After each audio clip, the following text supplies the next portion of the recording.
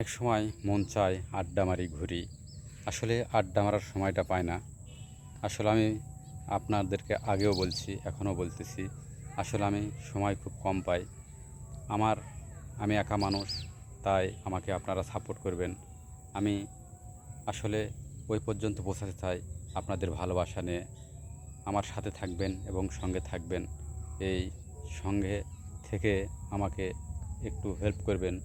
আর আমি আপনাদেরকে যত সাধ্য হেল্প করি সেইভাবেই। তাই আমাকে আপনারা অবশ্যই ভুল বুঝবেন না।